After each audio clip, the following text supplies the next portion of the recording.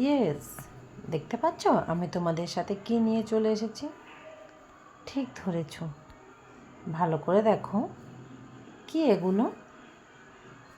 কড়াইশুঁটি বা মটরশুঁটি, যে যেটা নামে চেনো, যে যেটা নামে বলতে অভ্যস্ত, এটা সেটাই। ভিডিওটা অনেক পুরনো, ফোনের গ্যালারির ভেতরে সেই কবে থেকে আমাকে উকি দিচ্ছে, আমাকে এডিটিং কর, ভয়েস ওভার দে, কিন্তু আমি সেই একই চিরাচরিত কুড়ে মানুষ, যে কারণের জন্য ভয়েস ওভারটা আমার দেওয়া হয়ে উঠছিল না। ছেলের পরীক্ষা পেরিয়ে গেছে, বাপের বাড়ি চলে এসেছি, এখানে নিশ্চিন্ত বসে বসে ভয়েস ওভার দিচ্ছিলাম। কিছুটা আমি ওর সাথে আদা অ্যাড করলাম। মটরশুঁটিটা দুপুরেই আমি ছাড়িয়ে রেখে নিয়েছিলাম, যাতে পরে কাজটা একটু তাড়াতাড়ি হয়। এবার তোমাদের সাথে সেটা শেয়ার করছি। দেখো আর কি আছে। এখন তার বাটার জন্য কষ্ট করতে হয় না, মিক্সিতে ঘুরিয়ে দিলে বাটাটা হয়ে যায়। খানিকটা লঙ্কাও দিয়েছিলাম, যেটা তোমাদের সাথে শেয়ার করা হয়নি। কত সহজ দেখো, মিক্সির বাটির ঢাকাটা খুলে আমি বেটেছি আর তোমাদের সাথে শেয়ার করেছি। এখানে আমার বাটাটা পুরো কমপ্লিট হয়ে গেছে। এবার আমি মিক্সারটা বন্ধ করে বাটিটা নামিয়ে নিলাম। এটা না বললেও চলে, তবুও বলে দিলাম। এখন আমি কড়াইতে ভাজতে নিয়ে নিয়েছিলাম, সর্ষের তেল দিয়েছিলাম, তার মধ্যে খানিকটা হিং অ্যাড করেছিলাম।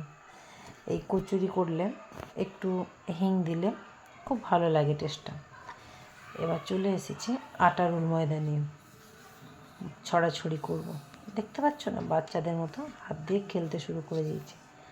এটার সাথে আমি ময়ান অ্যাড করে নিলাম। তেলটা আমি আগে অ্যাড করে নিয়েছিলাম, নুনটা আমি আগে অ্যাড করেছিলাম। তেলটা অ্যাড করে ময়ানটা দিয়ে দিলাম। আটাটা বেশ ডাব হয়ে যাচ্ছে, দেখতে পাচ্ছ। এবার আটাটা মাখা রেডি হয়ে গেছে। কত জলদি করতে পারি আমি, দেখতে পাচ্ছ। এখানে এরপর আমি লেচিগুলো ভালোভাবে কেটে নিয়েছি, ঠিক সাইজ মতো। লেচিটা কাটা হয়ে গেলে তার মধ্যে পুরটাও আমি ভরে নেব। এই পুর ভরাটা সবথেকে ভালো একটা টেকনিক। যদি ভালোভাবে না ভরেছ তো পুরোটাই তেলে ভাজার সময় বেরিয়ে আসবে। তো পুর ভরা হয়ে গেছে, দেখতেই পাচ্ছ। এবার আমি কি করব, বেলবো। এখানে চাকি বেলনা নিয়ে বসে পড়েছি, লইটাও নিয়ে নিয়েছি। এবার বেলাটা শুরু করব, তোমরা দেখতে থাকো। হয় দেখো কি সুন্দর ট্রানজ্যাকশনটা করেছি আমি। বেলা আমার কমপ্লিট হয়ে গেছে। এরপর দেখো সব একসাথে বেলে নামিয়ে রেখে নিয়েছিলাম। তার মধ্যে একটা বেইমানি করেছিল, পুরটা বেরিয়ে এসেছিলো। আর এই যে দেখো ফুলকা ফুলকা লুচি, না সরি, কড়াইশুঁটির কচুরি, যেটা আমার রেডি হয়ে গিয়েছিল। তো খেতে যা হয়েছিল না, দারুণ।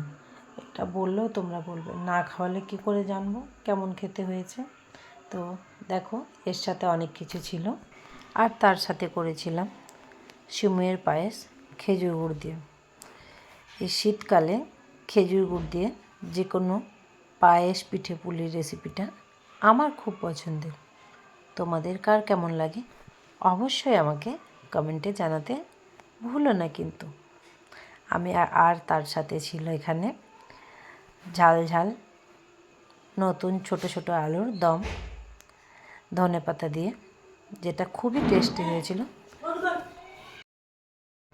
এখানে আমার পায়েসটাও রেডি হয়ে গেছে। সবটাই তোমাদের সাথে শেয়ার করলাম। ভালো লাগলে অবশ্যই লাইক করে পাশে থেকো।